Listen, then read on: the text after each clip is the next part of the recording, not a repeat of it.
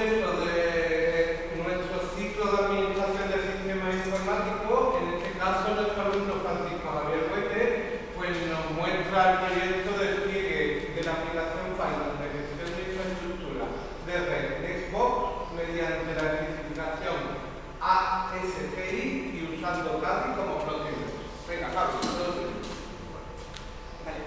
Bueno, yo a la hora de hacer este proyecto me he planteado diferentes tipos de objetivos, ¿no? Bueno, principalmente lo que buscaba era instalar la aplicación Xbox, que es una aplicación que se utiliza para gestionar y documentar redes. Y bueno, para esto necesitaba crear el entorno necesario para instalar esta aplicación, que es una aplicación escrita en Python usando el framework Django, que usa Postgres y Redis como base de datos y utiliza un servidor web para hacer accesible la aplicación. Por otra parte, los objetivos que me planteaba como secundarios, pero que son los que en realidad tienen un poco más de peso dentro del proyecto, es el uso del protocolo de comunicación AGI como protocolo de comunicación entre la aplicación y el servidor web. Y también quería entender el funcionamiento del servidor web CADI. Entonces, para implantar esta aplicación he usado un escenario que se divide en dos partes. Una parte está en OpenStack, en un proyecto en el que he creado un servidor de base de datos que cuenta con Postgres y Redis y dos servidores de aplicación donde está instalado Network, y un VPS, que es un servidor virtual expuesto a internet que tiene instalado el servidor web CADI y está conectado a los servidores de aplicación de OpenStack a través de una VPS. Se ve mejor en este diagrama. Bueno, los servidores tienen una IP flotante en OpenStack que está conectada a través de VPN al servidor virtual y con la red privada se conectan con el servidor de datos. Vale, antes de contar un poco lo que he hecho, quiero hablar de algunos antecedentes sobre la aplicación en sí, por que sepáis un poco de qué va, y fundamentalmente sobre el estándar de comunicación y el servidor. Bueno, Nepo es una aplicación, como he dicho antes, está escrita en Python, que usa el framework Django y que pretende aportar una solución para básicamente modelar y documentar redes actuales, modernas y con las características que tienen las redes hoy en día. Integra como dos técnicas habituales en este entorno, que es por una parte IPAM, que son las siglas en inglés de gestión de direcciones IP, y que básicamente es una disciplina que consiste en planificar, organizar, hacer seguimiento, auditar, monitorizar, administrar direcciones IP, y tanto las direcciones como las subredes que se usan en una red de forma centralizada. Y por otra parte, también es una herramienta de gestión de infraestructura en el centro de datos, o DCIM, que son siglas en inglés, y que es una disciplina que lo que pretende es monitorizar de forma centralizada la gestión y planificación de los sistemas críticos de los CPD. Entonces, ahora os enseño un poco cómo es la aplicación y qué hace, pero casi que es lo menos relevante del proyecto. Me parece más importante hablar del protocolo de interfaz de servidor asíncrono, o AGI, que son sus siglas en inglés, que es un estándar de comunicación como estándar entre servidores web y aplicaciones Python, y que supone la evolución natural del estándar UCI que hemos usado durante el curso, que es el estándar tradicional en la comunicación entre servidores web y este tipo de aplicaciones. Los avances que incluye este estándar de comunicación es que AGI permite manejar operaciones asíncronas y por eso permite hacer una transición desde aplicaciones síncronas a nuevas versiones que incorporen ya elementos asíncronos, que ahora con un poco de esto y explico exactamente qué es lo que es. Además, también este estándar de comunicación incluye soporte para protocolos de comunicación más modernos y más novedosos, como la versión 2 de HTTP o WebSocket.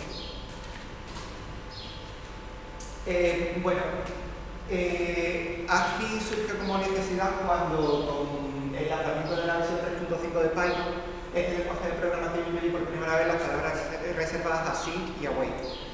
Con esta incorporación, el lenguaje de programación se orienta a un nuevo paradigma de programación que es el que se conoce como programación asíncrona.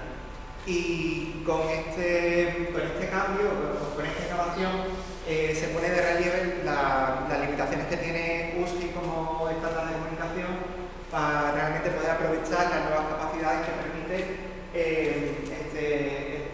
las nuevas capacidades de Python, ¿no? del lenguaje de programación. Entonces, bueno, aquí hago una comparación. USGI, bueno, es un estándar de comunicación que puede responder a un modelo de programación síncrono que recibe las solicitudes de forma secuencial, es decir, cuando el servidor de aplicaciones recibe una petición, bloquea la ejecución cada vez que se recibe una petición y hasta que no la resuelve, no recibe la siguiente. Entonces, esto puede suponer una limitación cuando las tareas requieren un tiempo de procesamiento largo y bueno, y además, como hemos visto, ASCII es compatible con algunos protocolos más actuales como long polling o WebSocket. Entonces, por su parte, ASCII ya es capaz de gestionar este modelo de programación asíncrono. La diferencia es que es capaz de procesar peticiones o solicitudes de forma paralela, es decir, no bloquea el proceso cada vez que se recibe una petición. Por eso, tiene una capacidad de respuesta y concurrencia mejor que ASCII. Además, como decía, bueno, USGI solo tiene soporte para la versión 1.1 de este TCP, es verdad que es la más extendida, pero bueno, aquí ya incorpora con esta visión de futuro soporte para la versión 2 y otros protocolos de comunicación como WebSocket, que también hace un consumo de recursos del sistema menor que USGI. Y bueno, una diferencia importante en el encuentro es que cuando se utiliza un estándar de programación asíncrono, se tiene que hacer como una visión un poco integral de toda la aplicación y no se puede, por ejemplo, usar un middleware que no soporte operaciones asíncronas si la aplicación y el protocolo y el servidor de aplicación si la soporta, porque entonces se produciría un cuello de botella. Lo comento después también. Bueno, cuando he estado haciendo el proyecto he investigado un poco los diferentes servidores ASIC que existen, como por ejemplo Ubicon, que destaca por su rapidez, por su alto rendimiento y por su bajo consumo de recursos. Yo he usado Daphne, por ejemplo, porque está desarrollado por el propio proyecto Jacob Channel, entonces es el que incluye ya una integración nativa más completa con Django, con el framework en el que se desarrolla la aplicación que yo estoy implantando. Hypercore es un servidor de aplicaciones muy utilizado porque permite alcanzar compatibilidad incluso con la versión 3 de HTTP, pero también porque es compatible simultáneamente tanto con ASIC como con USGI. Entonces es un servidor muy utilizado para esas aplicaciones que están en un proceso de transición. Y después hay otros servidores como Granian o Lightning, que no son servidores de aplicaciones en sí, sino que son soluciones más integrales que buscan incluir todo el proceso de despliegue de una aplicación web en una única herramienta y que por tanto pues, son compatibles con este tipo de estándares de comunicación. Bueno, algunas ventajas del uso de este estándar de comunicación es que mejora el rendimiento de las aplicaciones, que permite operaciones simultáneas, como decía, sin bloquear el proceso principal, que cuenta con soporte nativo con protocolos más modernos y que permite mayor concurrencia de procesos y además una cosa muy interesante es que permite ejecutar código después de haber enviado la respuesta, es decir, porque bueno, claro, permite conexiones como por ejemplo el long polling en la que se pueden enviar varias peticiones y respuestas en una misma conexión, entonces a veces es necesario o es útil que se pueda seguir ejecutando código después de enviar la respuesta. Y bueno, también tiene algunas desventajas como que por ejemplo, claro, no tiene ningún sentido, no tiene mucho sentido utilizarlo si la aplicación no incluye elementos asíncronos. Entonces eso incluye una modificación del código o a veces incluso un desarrollo nuevo de la aplicación prácticamente desde cero. Es una programación un poco más compleja que hace que la depuración del código sea más difícil también. Y bueno, se pueden producir incompatibilidades con otros estándares más antiguos de comunicación, como decía antes. Se puede producir el cuello de botella cuando algunos de los elementos del escenario no soportan este paradigma de programación asíncrona. Perdona, Javi, no sé si entendéis lo de la programación asíncrona.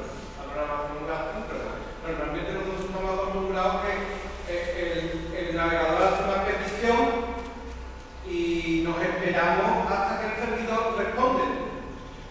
operación que está siguiendo el servidor es lenta, pues nosotros no tenemos que esperar a que se cargue las páginas porque la operación es lenta.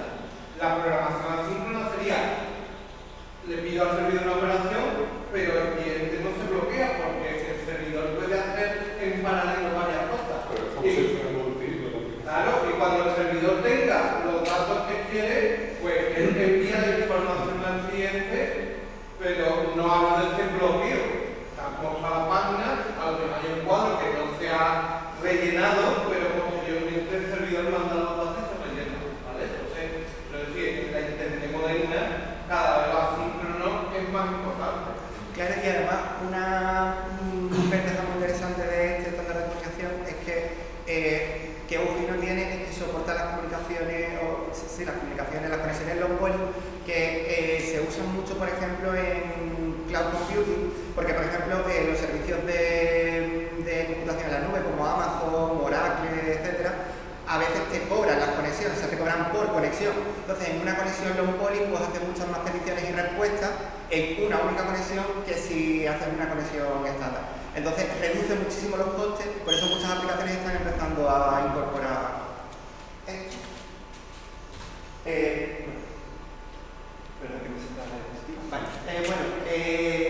Después también quería hablar un poco de Kali, que es el servidor web que utilizamos, que es un servidor web de código abierto, que es muy reciente, se lanzó en 2015 y está inscrito en Go. El hecho de que hayan elegido este lenguaje de programación para desarrollar el servidor web ya le da de por sí algunas características que lo diferencian de otros más tradicionales, como por ejemplo la mayor eficiencia en el uso de recursos del sistema, el mejor rendimiento, el alto nivel de portabilidad entre plataformas, que también es propio de este lenguaje de programación. Además también Go es un lenguaje que se denomina memory safe, lo cual tiene implicaciones en cuanto a seguridad que ahora vamos a explicar, que es una de las características principales de Kali. Y en el mismo sentido de lo que estábamos hablando antes también, se orienta a este modelo de concurrencia y puede manejar peticiones de forma simultánea. Entonces, el objetivo que persiguen los desarrolladores cuando crean este servidor web es ofrecer un alojamiento web sencillo, fácil, automatizado y seguro.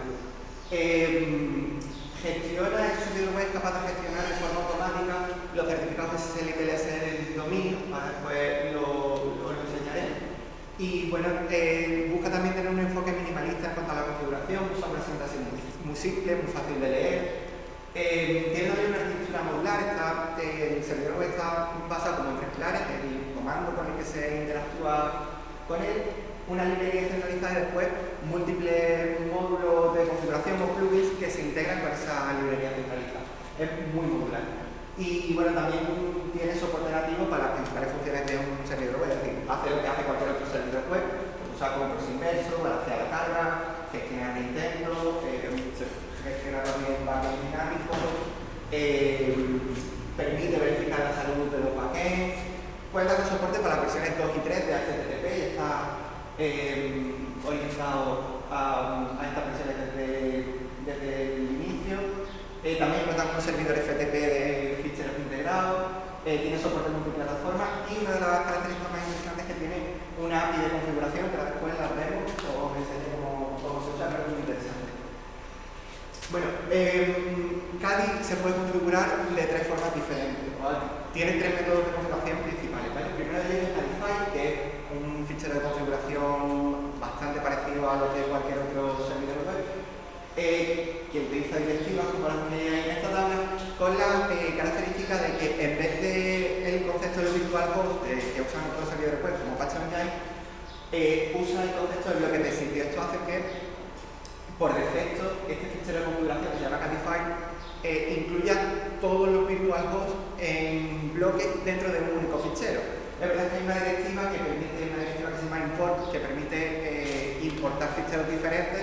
Si estás acostumbrado a trabajar con la estructura de ficheros de Engine o de Apache y prefieres tener los bloques de sitio de diferentes ficheros. Pero por defecto, la configuración recomendada es incluir todos los bloques de sitio en un único fichero. También se puede configurar el servidor web con un fichero JSON, que realmente lo que hace es permitir que se automatice o integre la configuración del servidor web con herramientas optimización de la configuración. Además, aunque es un servidor web reciente, con poca implantación y que tiene una comunidad de usuarios pequeña, es verdad que la comunidad es bastante activa y ha creado adaptadores de configuración que permiten convertir a formato JSON ficheros escritos en cualquier otro lenguaje de marca, como por ejemplo el Calify, también escritos en Java, pero también pueden convertir a JSON ficheros de configuración de Engine, es decir, hacen la migración desde Engine a Kali mucho más sencilla. Entonces, este método de configuración pues, aporta mayor flexibilidad y control sobre la configuración y es el indicado cuando hay que hacer una configuración un poco más compleja o se quiere automatizar. Y después quizás el método de configuración comercial que más interesante es el de la API REST, que es una API con la que cuenta Engine que permite cargar, descargar y gestionar la configuración sin reiniciar el servicio. Es decir, no hay que reiniciar el servidor y por tanto no se deja de ofrecer el servicio en ningún momento. Digamos que es una especie de modificación de la configuración en caliente, sin dejar de ofrecer el servicio en ningún momento. Esto facilita la integración con herramientas de orquestación y permite flujos de trabajo automatizados. Es el método de configuración más indicado cuando lo que se quiere es integrar el servidor web en un proceso de integración continua, de despliegue continuo. Otra característica fundamental de Kali que he apuntado antes es la gestión de las conexiones seguras a través de HTTPS y los certificados. Kali puede gestionar este aspecto automáticamente usando el protocolo ACME y comunicándose con la autoridad certificadora del INPI. Lo que hace Kali es que cuando en el Calify tú configuras un bloque de sitio con un nombre de dominio, Kali intenta resolver el desafío ACME directamente, de forma automática, para demostrar al script que tiene el control sobre ese dominio. Realmente lo que hace por detrás y de forma automatizada es seguir los pasos que se siguen manualmente con herramientas como Cervo que hemos utilizado durante el curso. Además, por defecto, redirige el tráfico del puerto 80 al 443, es decir, el fichero de configuración no hay que especificar, no hay que configurar una redirección que vaya del 80 al 443, sino que directamente redirige el tráfico. Y además es capaz de ofrecer contenido por HTTPS en local cuando el nombre de dominio que se configura en un bloque de sitio es localhost, gracias a un certificado autofirmado. Así se puede propagar esta característica de las aplicaciones en local sin tener que manejar en el servicio. Bueno, apunto aquí a una de las ventajas, que es la configuración simple e intuitiva que gestiona automáticamente las conexiones seguras con HTTPS, la configuración dinámica a través de su API sin tener que recargar o reiniciar el servicio, por tanto sin interrupciones, y que consume recursos muy bajos.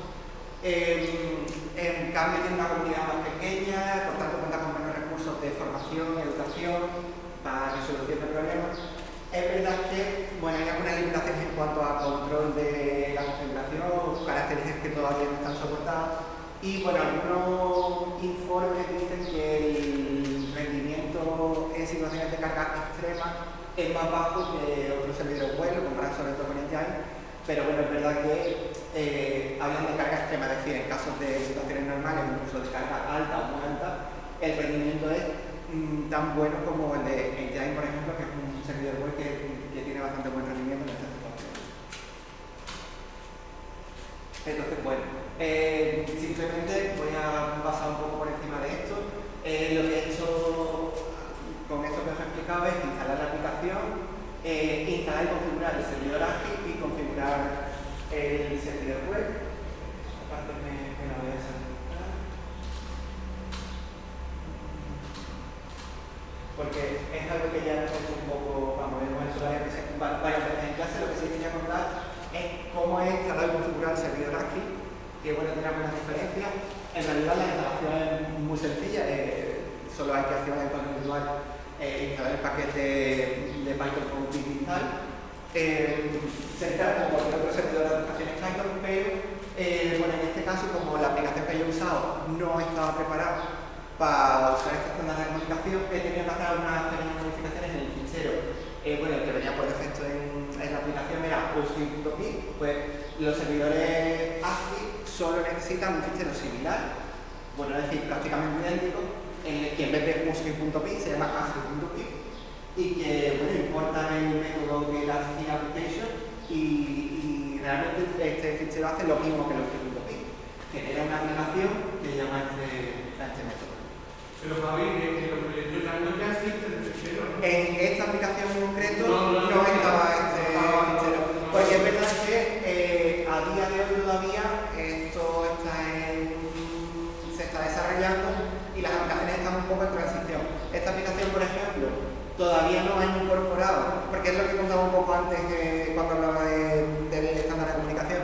Aplicar este estándar de comunicación tiene sentido cuando la aplicación ya se ha desarrollado teniendo en cuenta este nuevo paradigma de programación. Entonces, es verdad que en una aplicación grande es una transición compleja y lenta. Entonces, hay aplicaciones que todavía no utilizan este fichero porque no utilizan este estándar de comunicación porque no va a suponer ningún beneficio para el uso de la aplicación como en este caso en el tiempo. Después el comando de ejecución del servidor de aplicaciones simplemente utiliza este formato, lo se llama el binario.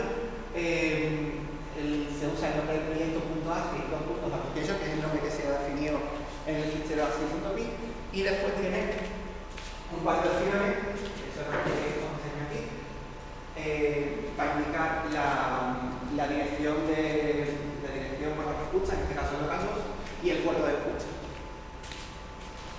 Y bueno, después simplemente se actualiza y se lanza los servicios. Bueno, la configuración, aquí si me voy a tener un poco más en la configuración de Kali. He usado Kali tanto en los servidores de aplicaciones como cross inversos como en el servidor que está puesto en internet, ¿vale?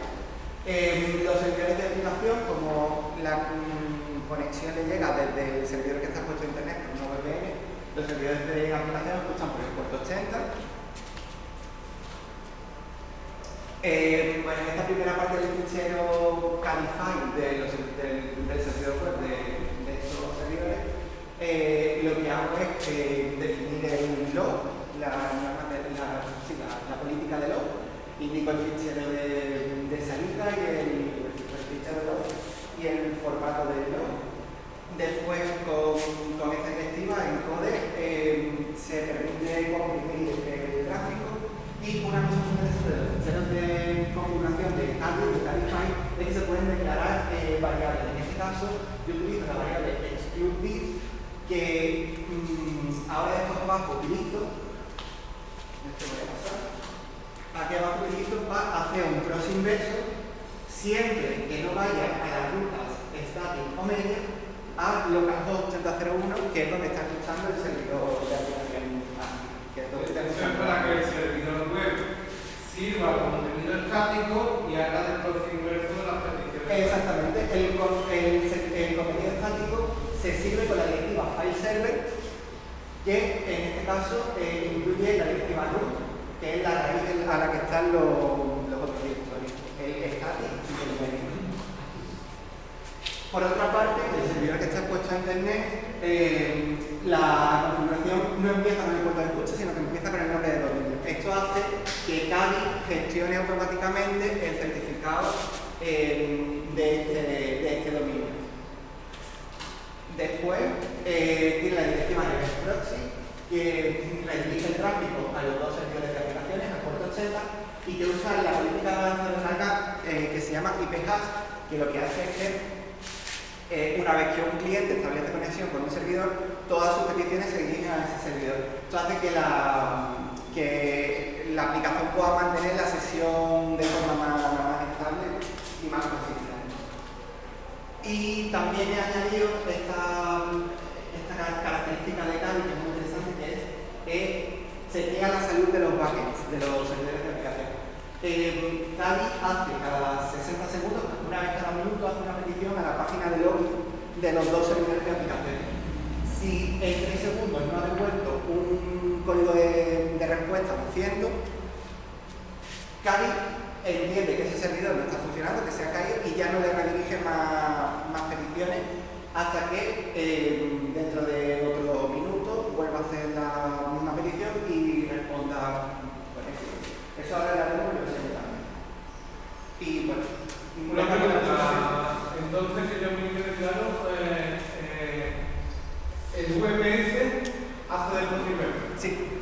y balancea entre los dos Exactamente. servidores web que están En a los dos conectación. extremos de la VPN.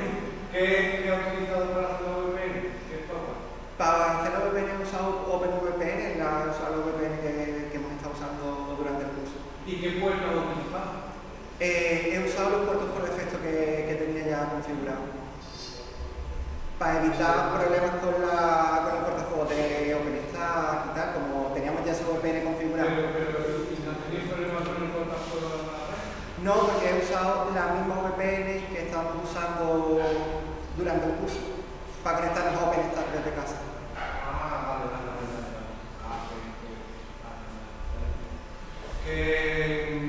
¿Algo más?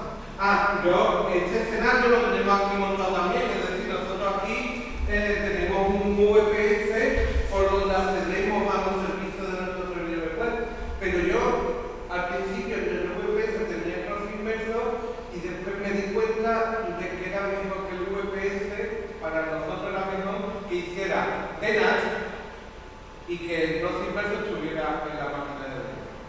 Pero bueno, además aquí como está balanceando es una solución más sencilla. Muy bien, pues vamos a pararnos y continuamos.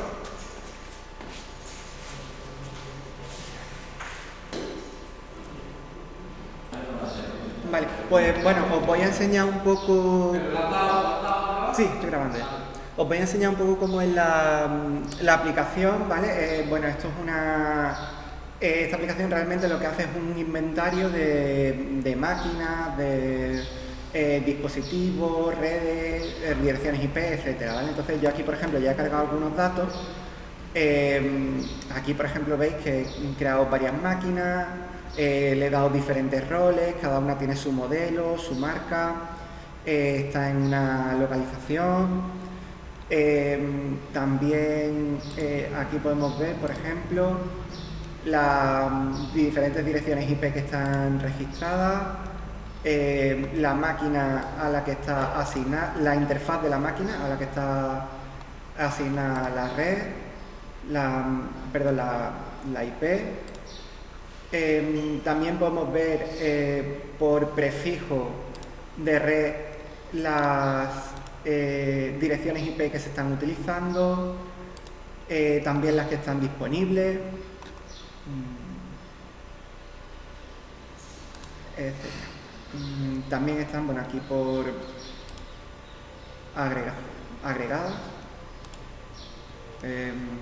Ves, aquí están los diferentes prefijos, o sea, las diferentes subredes dentro de este agregado que están usándose o que están disponibles. Igual aquí las que se están usando, etc. Vale, entonces, os quería mostrar cómo se cargan, cómo se pueden cargar.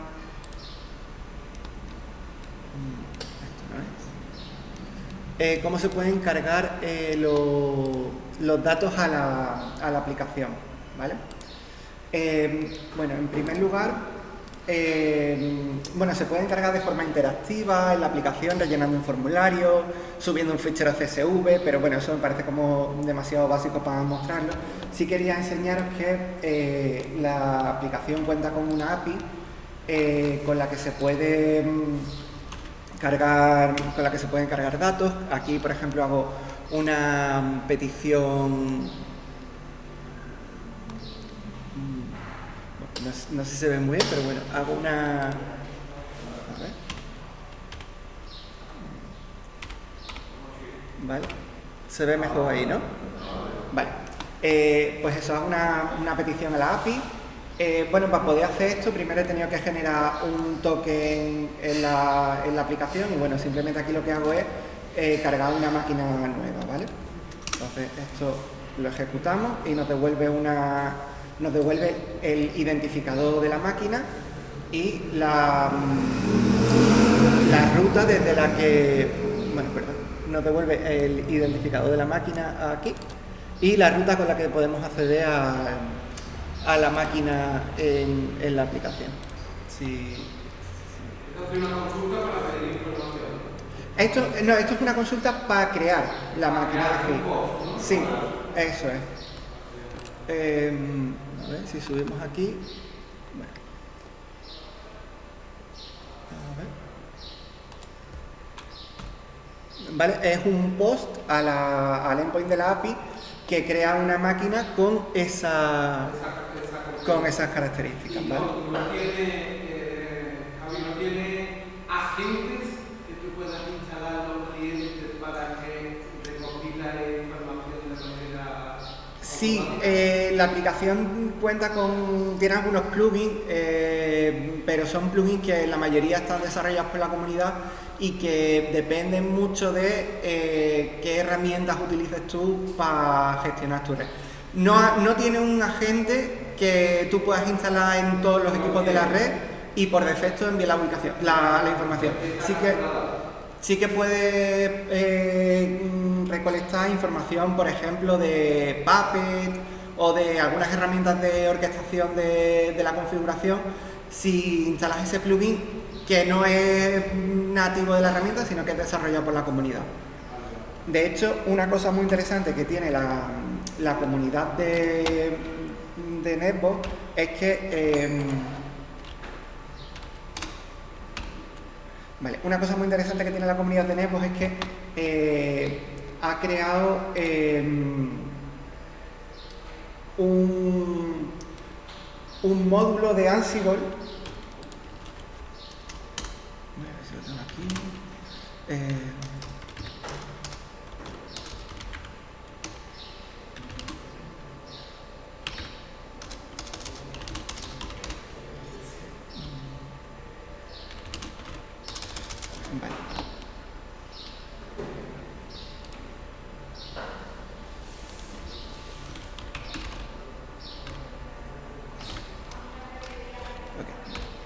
Vale, es un módulo de Ansible que permite cargar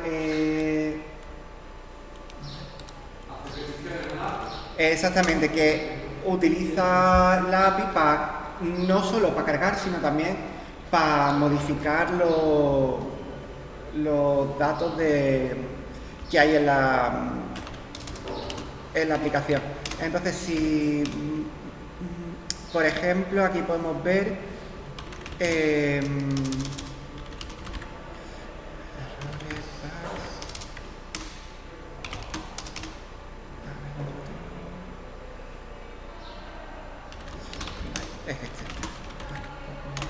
vale, aquí podemos ver que con este fichero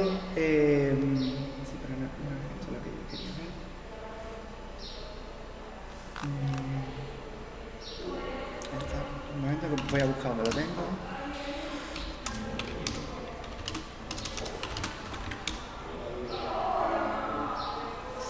Vale.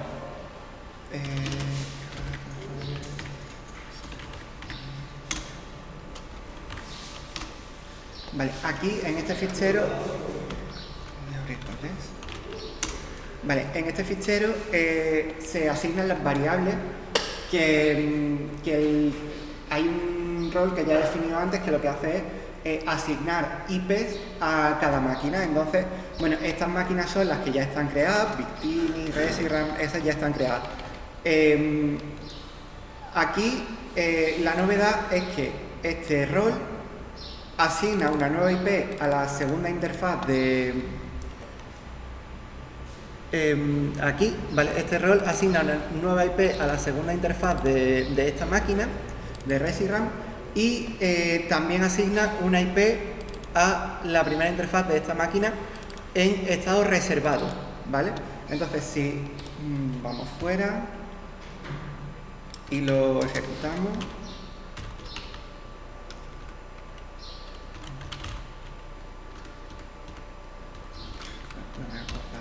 la sesión anterior.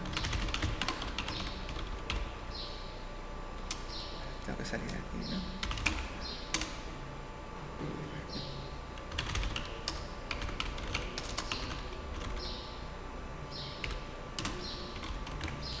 Eso lo que hace es localizar las IP, básicamente. No es un inventario como tal de la red. Tienes que registrarlo, o sea, los datos los registras tú manualmente. La aplicación lo que hace es mostrarlo gráficamente y sí que es verdad que permite hacer, después sí te permite dibujar las conexiones entre los diferentes equipos, gestionar, por ejemplo, asignar la siguiente IP disponible en tu red, etcétera. Ese tipo de gestiones sí que las hace. No tiene nada que Perdón. Sí, no, tengo que activar el entorno virtual.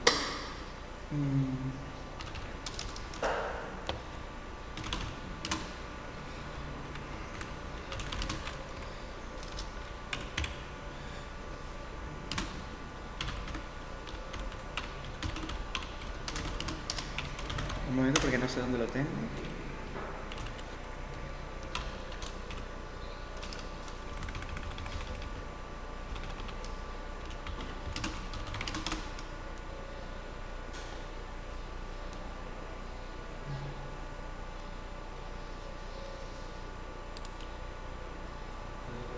Vale, lo copio. ¿Lo llegaste a copiar? No, es que estoy en el VPS, Ah, vale. pero no pasa nada.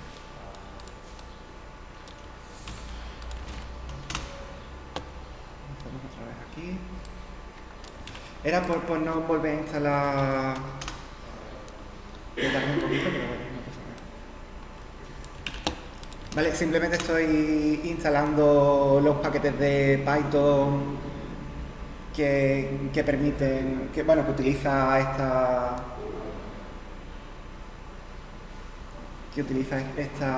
este módulo de Ansible para conectarse con la API de la aplicación, que lo tenía por ahí pero no sé dónde. Entonces, bueno, lo bueno es que sea un entorno virtual es que lo vuelvo a crear, instalar y ya está.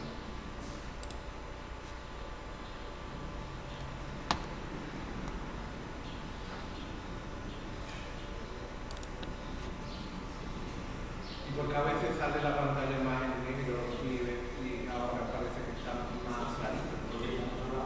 ¿Eh? Ah, sí, porque perdón, es que...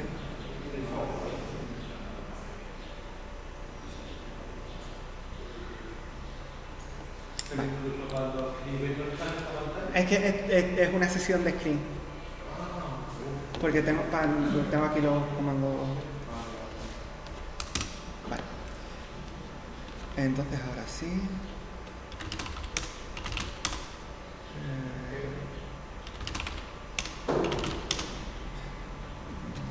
Vale.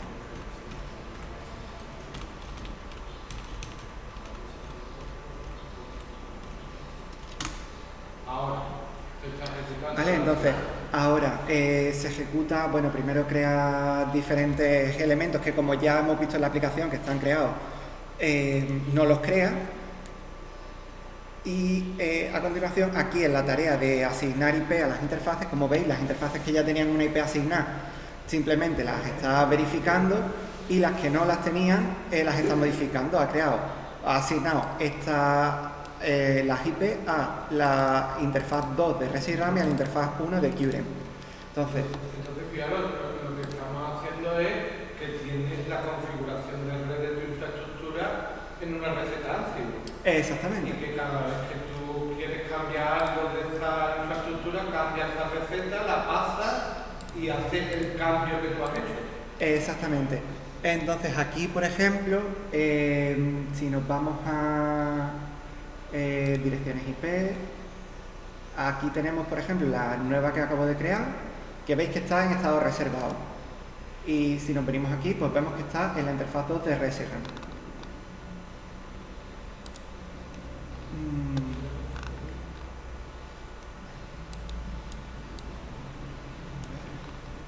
Vale, y la otra nueva que también acabo de crear, que si nos venimos aquí, vemos que está en la interfaz 1 de QREM. Vale, ¿qué podemos hacer? Como por la API sería mucho más complicado porque habría que borrarlas, volver a sincronizarlas, volver a crearlas, volver a asignarlas a la máquina y tal. Gracias a la capacidad que nos permite Ansible, la ventaja que tiene es que yo puedo editar en el fichero de configuración, bueno, en el fichero YAML de variables que os he enseñado antes, que estaba en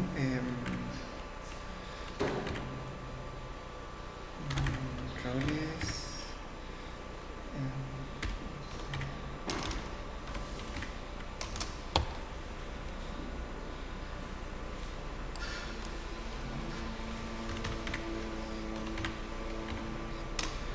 ¿vale? Yo puedo editar en este fichero YAML y puedo cambiar el estado de la dirección IP de reservado a activo. Llevar aquí. Esto, hacerlo a través de la API sería mucho más complicado porque tendría que desligar la IP de la máquina, modificar la IP y volver a asignarla. Exactamente, porque no permite hacerlo de forma automática. Hombre, lo más fácil sería ir a la página y cambiarlo. Exactamente, pero claro, esto lo que permite es que pueda hacer, de todas formas en la página también hay que hacerlo en varios pasos, ¿eh? Claro, pero de esta manera podrías hacer un clic. Exactamente, la ventaja que tiene esto. De las distintas máquinas y que generara un fichero YAML o lo que fuera, y a partir de ese fichero, pues, utilizarlo como fuente de datos para adelante. Eso es, lo que estamos pretendiendo es automatizar lo máximo posible la... Entonces tú, esa pantalla no la tienes ahí. No. A ver, vale. Además creo que se me ha desconectado la sesión de screen. O sea que todo muy bien. Pero no sé cómo lo ha hecho.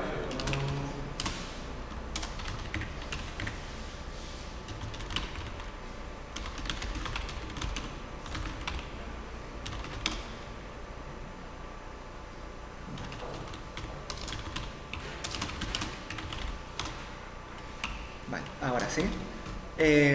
Vale, simplemente ejecuto otra vez el playbook de Ansible. Y va a cambiar de estado. Y ahora, bueno, vemos que todo se mantiene igual.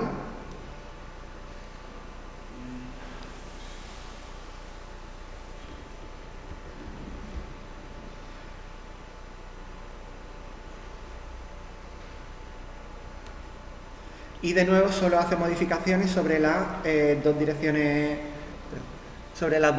IP que hemos modificado en el fichero de variables, que son estas. Si nos venimos aquí, vemos que el estado ya... A ver, espérate que no lo estoy viendo yo aquí. Vale, si nos venimos aquí, vemos que el estado que antes estaba como... No esto. Bueno, si nos venimos aquí, vemos que el estado que antes estaba como reservado, ahora cuando recarguemos ya...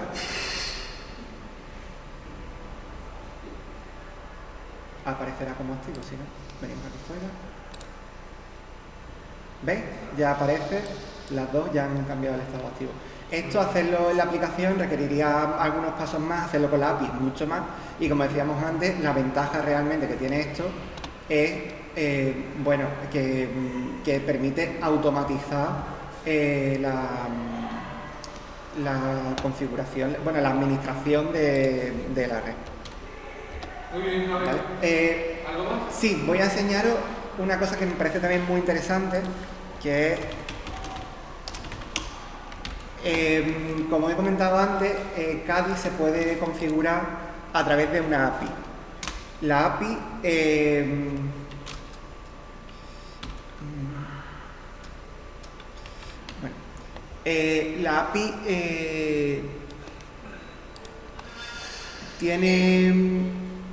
la API lo que ofrece es un endpoint que es el puerto No sé si se está viendo. Eso, no sabía si se estaba viendo bien.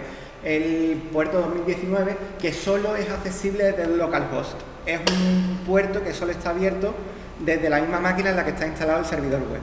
Entonces, si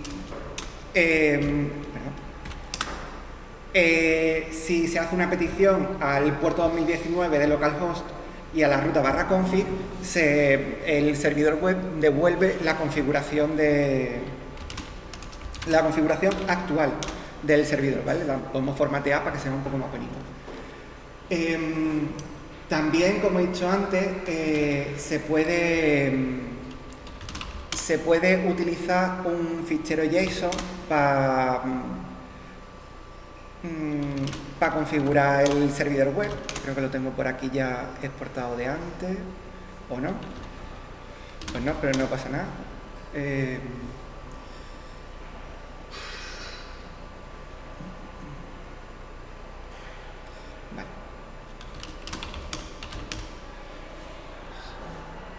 Vale, sí, aquí lo tengo. Vale, os lo enseño, que en realidad es la configuración actual del servidor web. Como veis, bueno, es el formato JSON, es el mismo formato que devuelve, la misma información que devuelve la petición que hemos hecho antes a la API de Kadi, ¿vale?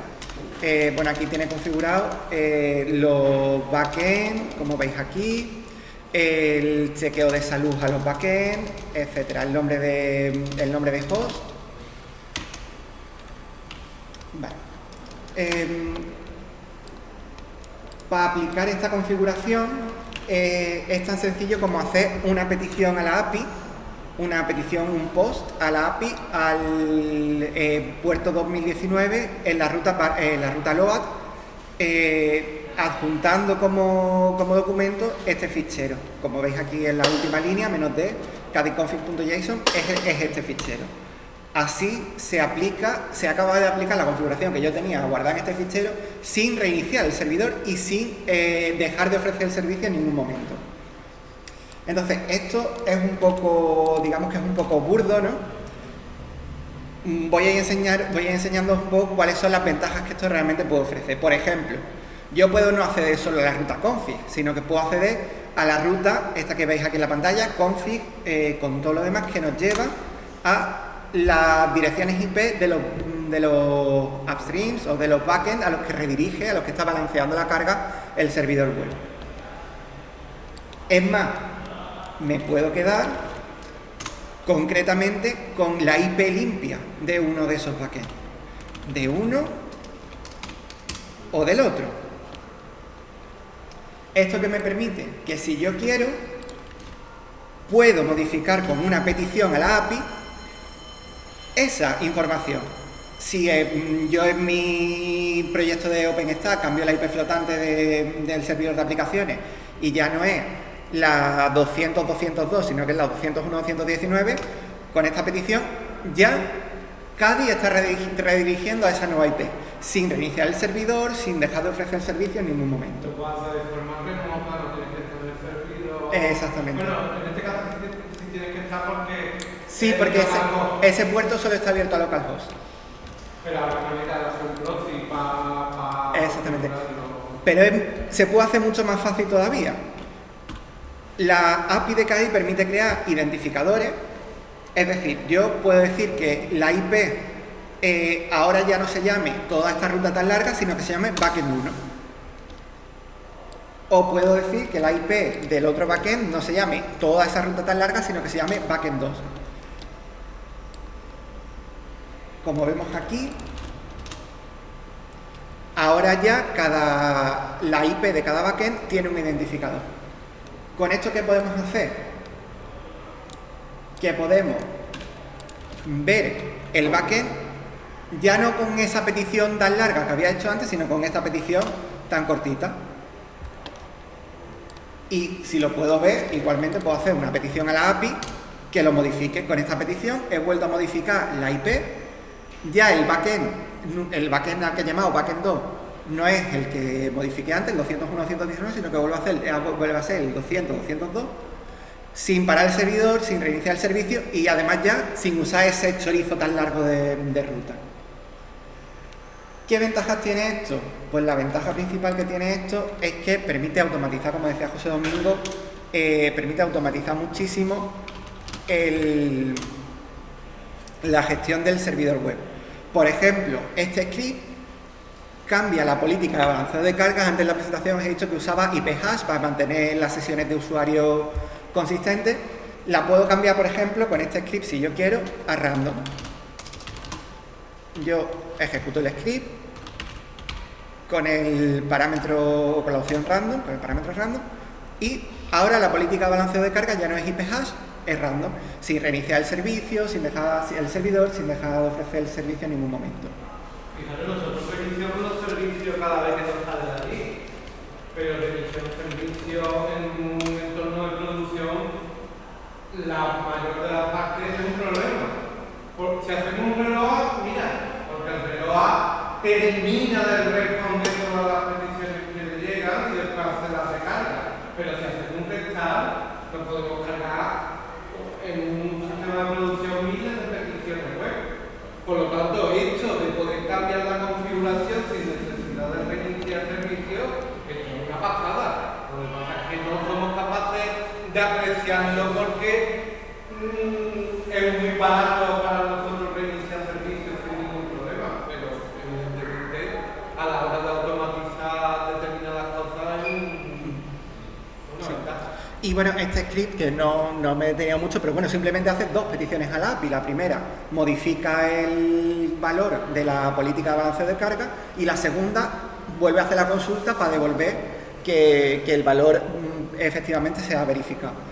Y lo último que quiero enseñar es que junto con esta API de configuración, Kadi también ofrece una API de métricas que se puede, que ya ahí no he entrado porque bueno, ya creo que se excedía ya de lo que era el proyecto, pero bueno, que se puede usar para hacer un seguimiento, para monitorizar el servidor web con herramientas como Prometeo, Grafana, etcétera, pero que también se puede consultar. Yo me he limitado a eso, a consultarlo desde la propia terminal a través de peticiones a la API. Por ejemplo, con esta petición, yo lo que hago es una petición a la ruta de métricas de la API, al endpoint de métricas, y lo que estoy haciendo es filtrar por aquellas salidas en las que muestra el estado de salud de los backends. Como veis, devuelve la IP y el estado de salud. 0 es que el backend está activo, 1 es que el backend está inactivo. Con esto he hecho he creado este script que lo único que hace es hacer una petición, hacer exactamente la misma petición que os he enseñado antes en la terminal.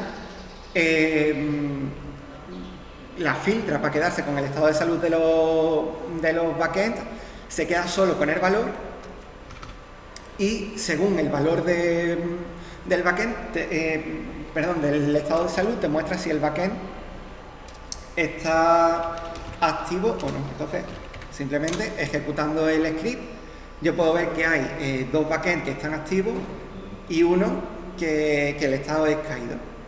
Están saliendo 3, aunque solo haya 2, porque hemos estado modificando la configuración y bueno, hay un tiempo durante el cual van a aparecer los 3, pero bueno, evidentemente los 2 que están activos son los 2 que están configurados, y el que está caído es el que no tiene acceso, porque no es una IP que esté funcionando en OpenStack en este momento. Y bueno, estas mismas peticiones se pueden configurar en una herramienta como Prometeo para mantener una monitorización del servidor web, pero también se puede integrar simplemente en un script, en una tarea de cron que te notifique por email o lo que sea, de forma nativa en la propia máquina en la que está instalado el servidor web. Y ya está, con esto termino de hablar de lo que me han parecido las bondades de Kadi, que me ha parecido lo más interesante al final del proyecto. Bueno, pues voy terminando con las conclusiones. Vale, pues por una parte, respecto al estándar de comunicación AGI, bueno, me da la sensación de que es verdad que supone un avance bastante importante, pero que la implantación está siendo un poco lenta por todo lo que supone de cambio en todo el trabajo de programación de las aplicaciones y demás. Creo que está muy orientado al contexto actual, pero sí que es verdad que parece que la implantación va a ser un poco lenta. Y bueno, y de Cádiz me quedan dudas de cómo de eficiente puede ser este servidor en unos entornos de producción grandes, pero desde luego yo creo que el objetivo que se planteaba el proyecto cuando se lanzó el servidor web, que era que estaba sobre todo orientado a ofrecer páginas web personales, blogs y tal, de forma muy sencilla, yo creo que lo cumple con creces, porque ya veis que se pueden hacer cosas mucho más complejas de lo que se necesita para ofrecer una página web estática sencilla. ¿Y alguna pregunta? Pues